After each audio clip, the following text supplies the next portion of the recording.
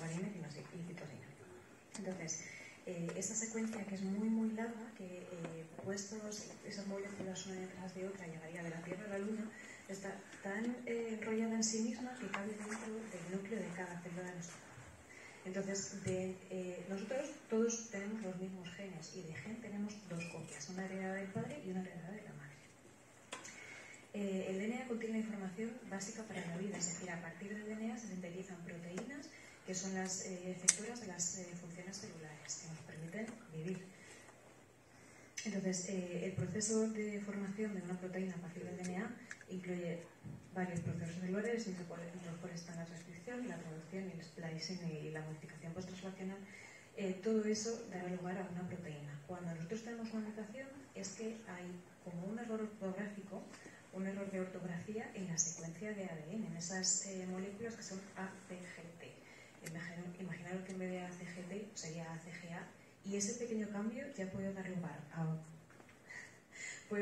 a un defecto en la función visual que impacte significativamente en nuestras vidas.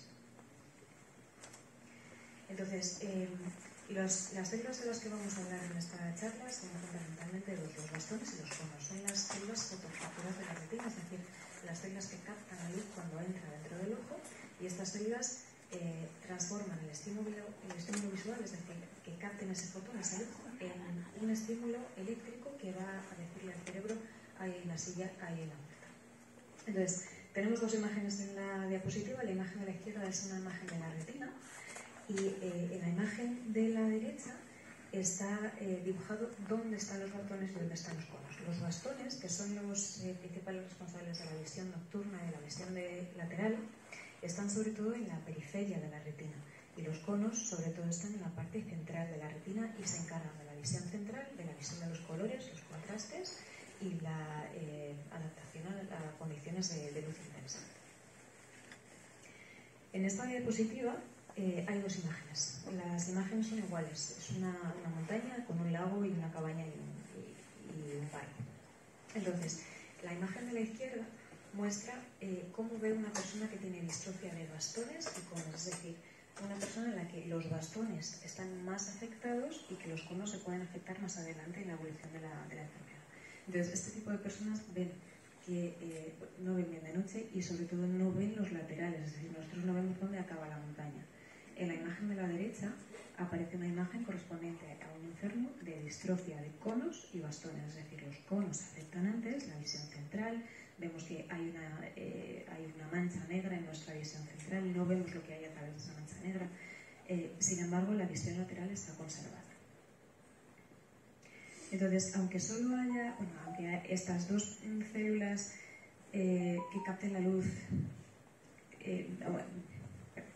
aunque las mutaciones solo afecten a estas dos células, dependiendo de la mutación, dependiendo del gen que esté afectado, esto nos puede dar una variabilidad muy grande en cuanto a cómo está afectado el paciente, en cuanto a cuál es el síntoma principal que le molesta o qué es lo que se ve en el fondo del ojo, como aparecen en estas cuatro imágenes, que lo que hacen es enseñar cuatro tipos distintos de enfermedad retiniana.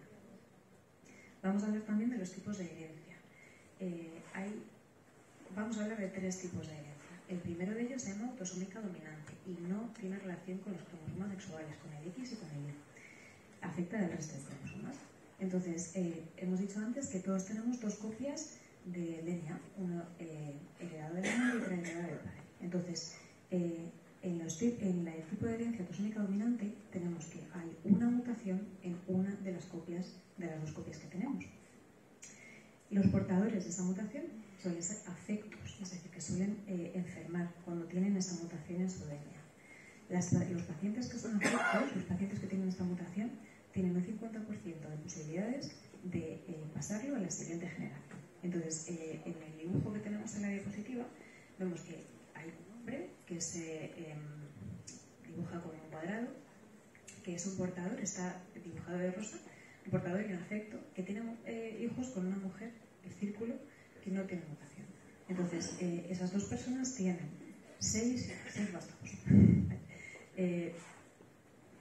2 hombres y 4 mujeres.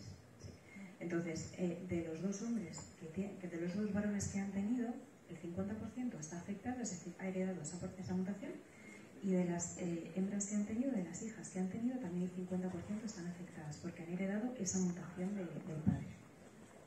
Esto se suele dar, bueno, uno puede decir, vale, tengo una copia mutada, pero ¿qué pasa? Porque la otra copia que tengo es normal, tengo una proteína funcionante, entonces si algo funciona en ese gen, ¿por qué provoca la enfermedad? Entonces se cree que es por un efecto tóxico de la proteína, el gen mutado se traduce en una proteína, pero esta proteína es anormal, no funciona bien.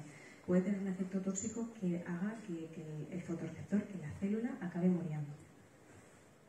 El segundo tipo de herencia es tosómico recesivo, y esto es la mayor parte de pacientes que vemos en la consulta de distrofias retinianas. Viene un paciente afecto y nos dice, ¿cómo mi enfermedad puede ser genética si nadie en mi familia tiene nada genético? Entonces esto suele ser porque esa persona ha heredado una mutación de cada uno de sus progenitores, es decir, sus progenitores cada uno tenían una copia mutada y esa persona ha heredado cada una de las copias mutadas. Las dos copias que tiene están afectadas y por lo tanto no hay una proteína funcional, por lo tanto va a dar una enfermedad en su ojo. Entonces, en estos casos, las personas que tienen una copia de la proteína mutada son portadores, pero no desarrollan la enfermedad. Y en aquellos casos que tienen las dos copias mutadas, esos son los enfermos. Cuando dos portadores de mutaciones para el mismo gen tienen hijos, el 25% de sus hijos no tendrán ninguna de las copias mutadas. El 50% serán portadores, tendrán una copia, pero eso no los hace afectos. Y el 25% heredarán las dos copias mutadas y esas personas sí que desarrollan la enfermedad. En este caso encontramos que hay una enfermedad porque cada una de las copias mutadas no se traduce en una proteína, no hay una proteína funcional en la célula y eso hace que se provoque la enfermedad.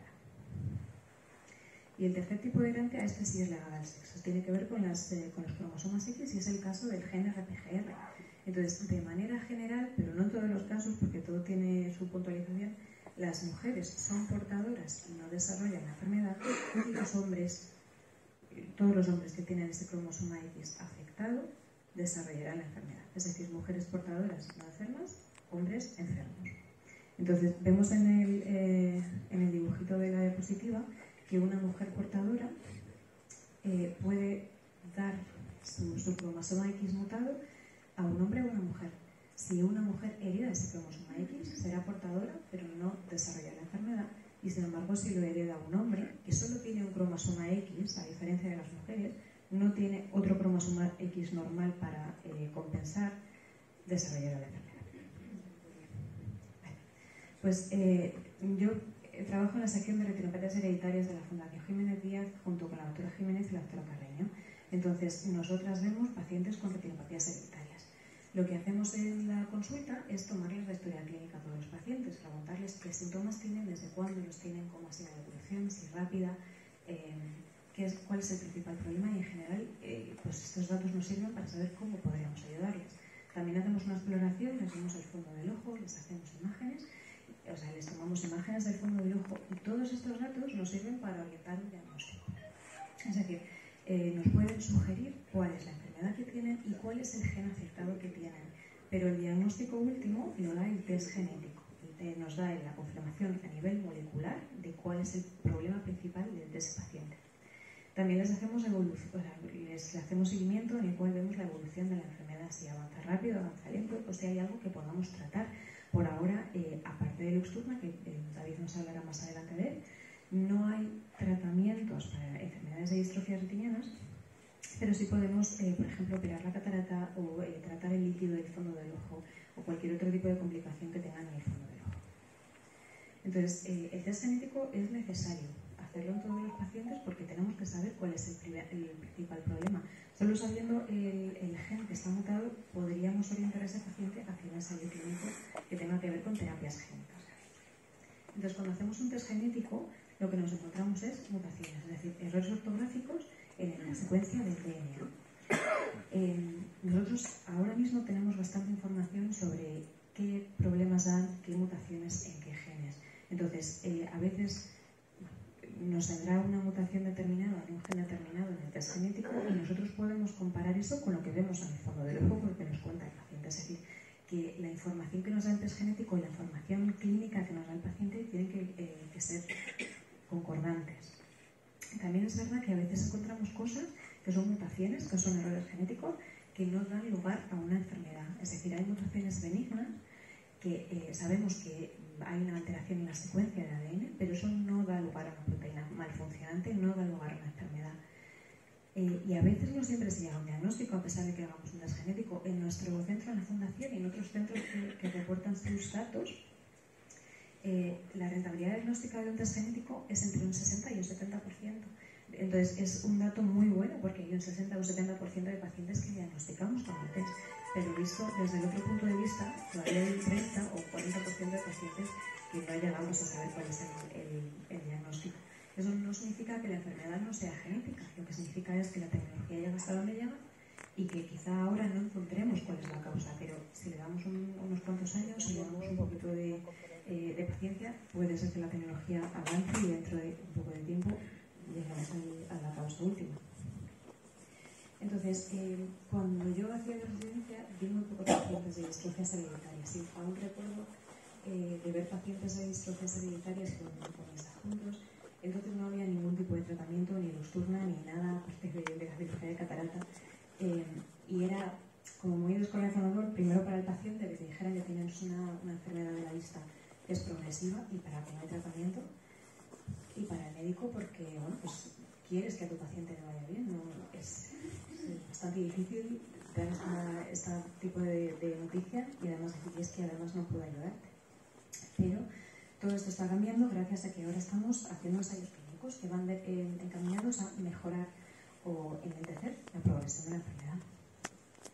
Entonces, antes de empezar un ensayo clínico con humanos, se tiene que haber probado la molécula que queremos usar como tratamiento en animales. Se tiene que ver que en animales es segura y que es tolerable. Se tiene que probar también en humanos sanos para saber que es seguro y tolerable en humanos. Y a partir de ahí hacemos ensayos clínicos en pacientes que tengan la enfermedad que queremos tratar. Entonces, las fases 1 y 2 del ensayo clínico suelen ocurrir a la vez. Y lo que queremos es saber que la molécula es segura, que no provoca ningún tipo de alteración o de efecto secundario importante que ponga en peligro nuestro resto visual. La fase 3, que es el ensayo clínico que estamos, la fase en la que se encuentra el ensayo clínico que estamos haciendo ahora en la Fundación, se trata de ver que sigue siendo segura. Y lo que queremos ver es cómo funciona esa molécula a nivel de eficacia. Quiero decir, intervenimos ciertos pacientes y comparamos esos pacientes con pacientes que no han sido intervenidos. Entonces, la idea es ver que en esos pacientes tratados hay un tipo de mejoría. En la fase 4 es de farmacovigilancia. Después del tratamiento, lo que queremos es ver que con el paso del tiempo no se provocan efectos secundarios importantes. Vale, pues las terapias génicas son aquellos tratamientos que van orientados a arreglar una malfunción en el gen, a arreglar un error de ortografía en la secuencia de DNA. Entonces, vamos a mencionar 3. Uno que se llama Gene Augmentation, que es el de Luxturna, edición génica, que Jessica nos ha hablado antes de ella, y oligonucleótidos antisaturados. Entonces, la primera de todo, Gene Augmentation, se da en aquellos casos en los que las 2 copias del gen están mutadas, no están alteradas y no hay una proteína sana, no hay una proteína funcionante. Lo que se hace es, a través de un vector, que suele ser un adenovirus, un virus, se mete dentro de la secuencia de ADN sana, sin mutación, y ese virus se inyecta dentro del ojo. El virus infecta las células del fondo del ojo y esas células comienzan a tener un DNA, es decir, comienzan a tener una proteína sana que antes no tenían. Lo que queremos es que ganen un poquito de visión y que, si se puede, pues, parar la evolución. Es el caso de Luxturna, que se ha hecho con el gen RPE65. El siguiente tipo de terapia génica es edición génica, con unas enzimas que se llaman CRISPR y Cas9. Entonces, esas 2 enzimas lo que hacen es seleccionar qué parte del DNA, qué parte de la secuencia está mal, la cortan e introducen en esa secuencia la secuencia normal. Entonces, esto, por ejemplo, nos serviría en aquellas mutaciones, aquellos tipos de herencia que son dominantes, aquellos casos en los que hay una copia y esa copia está dándole problemas, es decir, una copia mutada y esa copia mutada está dándole problemas a la célula, pues sería detectar cuál es, quitarla y meter una secuencia normal. El último tipo de terapia se llama oligonucleótidos antisentido y tiene que ver en aquellas fases que van desde el DNA hasta la producción de la proteína. Entonces, este tipo de moléculas seleccionan cuál es el problema e intentan que la formación de proteína a través del DNA sea sana. Entonces, el ensayo clínico del RPGR es de gene augmentation, es decir, nosotros vamos a poner una secuencia sana donde nunca ha habido una secuencia sana. Entonces, a ver si funciona el vídeo. Esto. Entonces, la imagen en el vídeo que tenemos a la derecha de la diapositiva es la imagen de una retina cuando se está haciendo una operación, cuando se está haciendo una vitrectomía. Es decir, se entra dentro del ojo, se retira el gel que rellena el ojo por dentro de manera natural y lo que se hace es con una cánula muy pequeñita romper la retina, entrar por dentro de la retina e infusionar suero salino con millones de copias de virus que tienen gen sano dentro. El gen sano le llamamos wild type. Entonces, consiste en una inyección subretiniana que se da una vez en la vida y no hay que repetir el tratamiento. La principal limitación de este tipo de terapia es el tamaño del gen. A veces hay genes de tamaño tan grande que no entran dentro del virus. Entonces, en el vídeo no sé si ya veis ahí que se ha formado como una burbujita. Pues en esa burbuja por debajo está el suero salino con las millones de copias de virus que van a infectar a todas las células y van a meter esa pequeña copia de gen normal dentro de cada célula. Entonces, ¿cómo se participa en el ensayo clínico? Son empresas farmacéuticas u otros organismos los que dan con una molécula en el laboratorio que creen que puede funcionar el tratamiento para ciertos pacientes. Entonces, esas empresas, esas farmacéuticas, se ponen en contacto con con centros que tienen experiencia, con hospitales, que tienen experiencia en tratar y seguir a pacientes con retinopatías hereditarias. Entonces, cuando la Fundación Meira GTX nos contactó, tuvimos que determinar que podíamos cumplir con el estudio, que teníamos un número mínimo de pacientes con el que poder entrar a participar en el estudio, es decir, que tenemos que llegar a un mínimo de pacientes exigido, que tenemos el equipamiento requerido para poder hacer todas las visitas y para poder, sobre todo son pruebas que requerimos para poder demostrar que hay un cambio funcional, o sea que tenemos que estudiar cierta función de la retina con cierta máquina y si no tenemos esa máquina o esa prueba, pues no podríamos participar. Y por último, demostrar que tenemos el personal necesario para poder llevar a cabo el estudio clínico.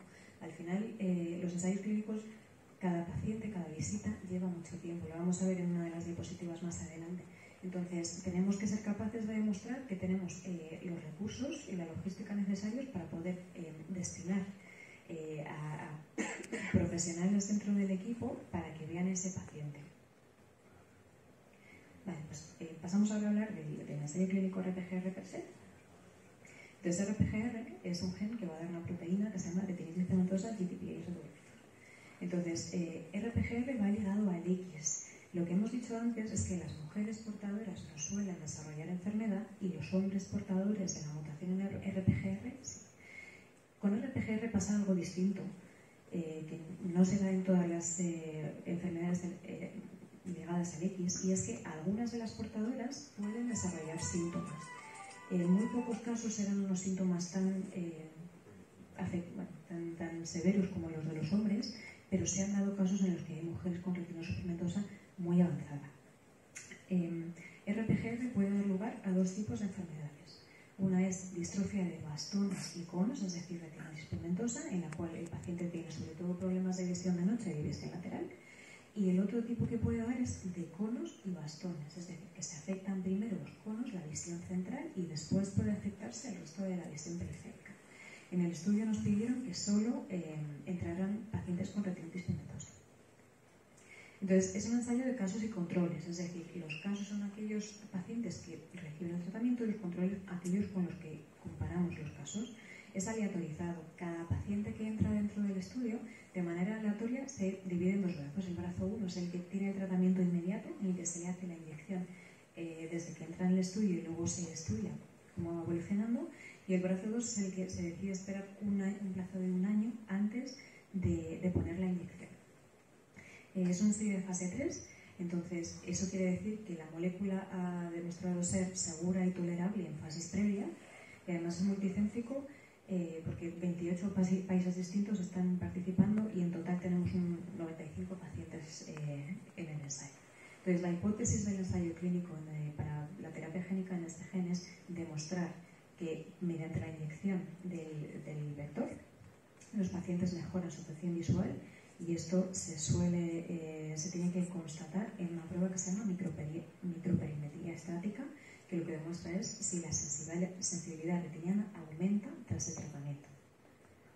Entonces, los pacientes tienen que cumplir todos los criterios de inclusión, que son los siguientes. Tienen que ser hombres y mujeres portadoras que tengan síntomas de más de 5 años.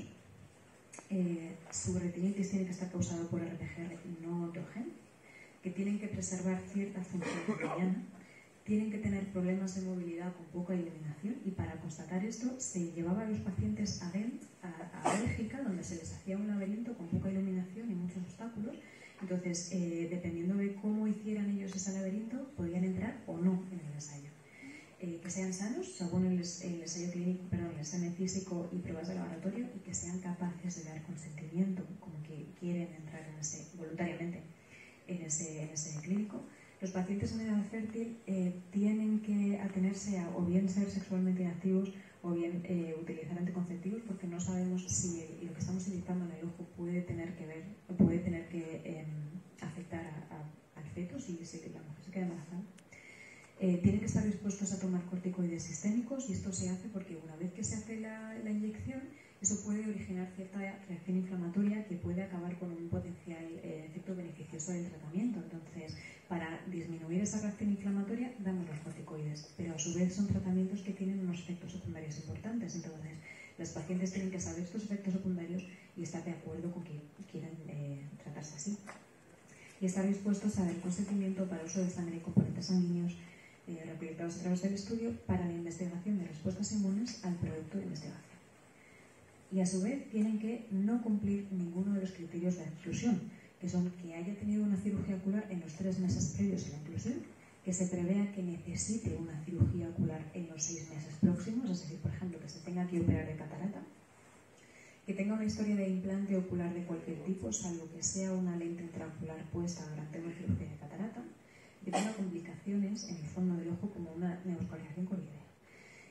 Si tiene una cirugía retiniana previa o de glaucoma o de córnea, tampoco serían candidatos al estudio, y en general, que no tenga ninguna contraindicación para la dilatación pupilar, ya que vamos a necesitar dilatarles la pupila cada vez que vengan al ensayo, y en general que no tengan ninguna otra afectación en la retina o en el ojo que pueda afectar la visión actual o futura. Entonces, el ensayo en sí se compone a su vez de otras fases. Al principio hicimos un pre-screening en 2020. Entonces, consistía en nosotros examinar las bases de datos de genética y bases de datos de la consulta de retinopatías hereditarias para ver si teníamos pacientes que cumplieran todos los criterios de inclusión. Entonces, en la siguiente fase, nosotros teníamos de todos los pacientes con RPGR, seleccionamos 15 que cumplían todos los criterios de inclusión y que no cumplían ninguno de los criterios de exclusión. Y en febrero de 2023 presentamos esos datos al promotor, a MiraGTX. Entonces, un evaluador externo examinaba los resultados de campo visual, de agudeza visual, de analíticas, de imágenes, de revisión ocular y sobre todo de lo que hemos dicho del laberinto andante. Y es interesante ver que la mayoría de pacientes que fueron echados para atrás en el estudio fue porque no cumplían los criterios que el promotor les exigía haciendo el laberinto. Entonces, de los 15 pacientes propuestos, de esos 15 iniciales, nos aceptaron 4. Lo siguiente es hacer una visita de baseline, que es una visita en la que se hace una exploración un poco más completa y nos sirve como primera visita del estudio con la cual comparar toda la evolución posterior. Y por último, pues, los pacientes del brazo 1 recibieron la inyección intraocular desde mayo hasta agosto de 2023 y los pacientes de brazo 2 pues, están en seguimiento hasta que les toque operarse. Cuando el paciente llega a la consulta es un proceso bastante laborioso el hecho de llevar a cabo esa visita. Suelen llegar como a las 8 de la mañana. A las 8:15 se le hacen consentimientos o cuestionarios que nosotros tenemos que rellenar porque el promotor nos lo pide. En general, cada vez que viene un paciente, el grado de burocracia y de papeleo es muy alto. Los cuestionarios están encaminados a saber cuál es la percepción subjetiva que tienen los pacientes en cada vez que vienen. Más adelante se le hace una exploración física, le hacemos toma de sangre, siempre la hacemos analítica, y una exploración sistémica pues, somera en hipertensión, o lo que nos diga del estudio que debemos hacer en cada visita. Pruebas de visión, hacemos pruebas de función visual, hacemos campimetrías, pruebas de imagen, les exploramos el ojo y por último la entrega de medicación se procede. Si tiene inflamación dentro del ojo, después de la inyección intraocular, le daremos gotas para bajar la inflamación o pastillas para bajar la inflamación, o si tiene la tensión del ojo alta, pues gotas para bajar la tensión del ojo. Y por último, merecen una atención especial todos los profesionales que participan en cada una de las fases del estudio, que son ópticas, optometristas, study coordinators, enfermeras, fotógrafas, genetistas, médicas, y gracias a la dedicación de ellas, esfuerzo e ilusión invertidas en los estudios de estos pueden llevarse a cabo en la Fundación Jiménez Díaz. Y también, por supuesto, merecen una atención especial todos los pacientes que hacen posible que los estudios se lleven a cabo. Todos los días aprendemos de nuestros pacientes y de su actitud ante la vida y las circunstancias adversas. Ellos nos aportan esperanza, positividad y altruismo, ya que todos quieren participar en los ensayos, no solo por ellos, sino también para poder ayudar a gente que venga detrás. Los ensayos clínicos no solo se hacen para ellos, sino gracias a ellos, y por eso merecen nuestro agradecimiento, nuestra admiración.